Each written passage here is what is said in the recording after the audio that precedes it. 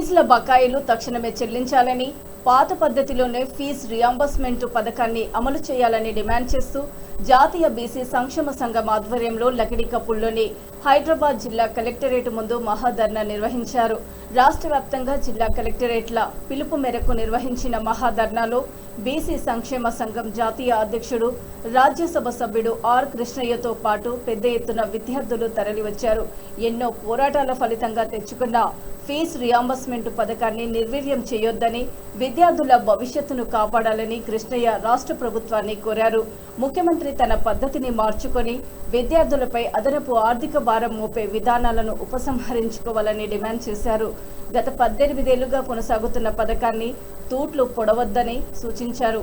AP రాష్ట్రంలో కొనసాగుతున్న పథకాన్ని తెలంగాణ రాష్ట్రంలో కొనసాగించేందుకు ఎందుకు అభ్యంతరమని ప్రశ్నించారు.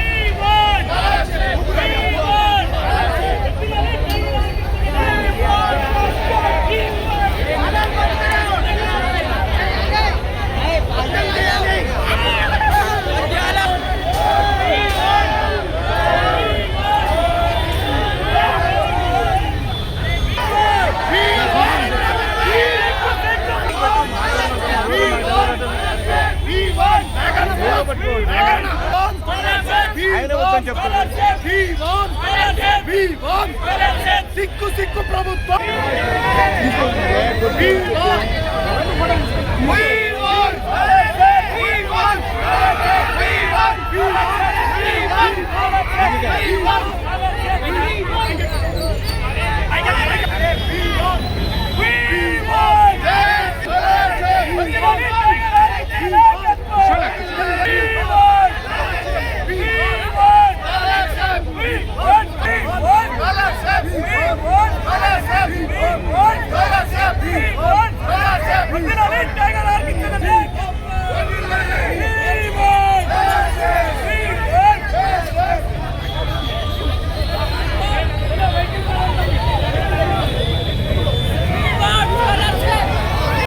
రాష్ట్రమంతటా కూడా కాలేజీలు బంద్ జరిపారు.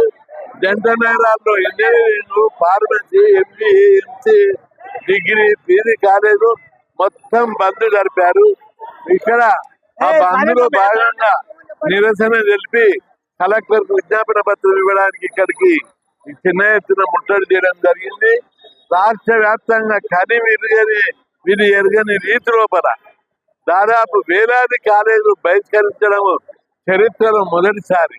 బహిష్కరించి నిరసన వేలాది మంది విద్యార్థులు బయటకు వచ్చారు. కొన్ని కాలేజీల విద్యార్థులు నిన్ననే వాళ్ళు తీర్మానం చేసుకొని స్వచ్ఛందంగా బంద్ చేసుకున్నారు. కొన్ని కాలేజీలు బలవంతంగా నడపడానికి ప్రభుత్వ కాలేజీ ప్రయత్నం చేస్తే విద్యార్థులు తరగతులు బహిష్కరించి రోడ్ల మీదకి ఎక్కారు. ఇప్పటికైనా ముఖ్యమంత్రి రేవంత్ రెడ్డి మేమేం గొంతంగా కోరికలు కొట్టలేము. పాత విధానం ఈ స్కీమ్ 18 సంవత్సరాలు నడుస్తుంది. దీని లోపల పుల్లలు పెట్టుడేందుకు గ్రాడ్యుయేట్ ఇస్తే అయిపోతుంది కదా. అందుకే పాత పద్ధతి ప్రకారం కోట్లాది మంది విద్యార్థులు ఈ స్కీమ్ వల్ల కుటుంబాలు బాగుపడ్డాయి. 2 తెలుగు రాష్ట్రాల్లో పక్క రాష్ట్రమైన ఆంధ్రప్రదేశ్ లో లేని ఇబ్బంది మన ధనిక రాష్ట్రమైన తెలంగాణ ఎందుకని చెప్పినంటే, పక్క రాష్ట్రము తెలంగాణ ఆంధ్ర విడిపోయినప్పుడు ఆంధ్రప్రదేశ్ లోటు బడ్జెట్ ఉండేది. తెలంగాణ 20,000 కోట్ల మిగులు బడ్జెట్ ఉంది. అసలు మిగులు బడ్జెట్ ఉన్న లోటు బడ్జెట్ ఉన్న ఆంధ్రప్రదేశ్ లోపల టోటల్ ఫీజులు ఇస్తున్నారు. యాజిటీగా పద్ధతిలో కొనసాగిస్తున్నారు. పైగా స్కాలర్షిప్లు 15,000 ఇస్తున్నారు. మన రాష్ట్రంలో ఏం రోగమైంది? ఇది ధనిక రాష్ట్రము. ఇక్కడ నెలకు 20,000 కోట్ల ఆదాయం ఉంది. ఈజీగా నెలకు 200 కోట్లు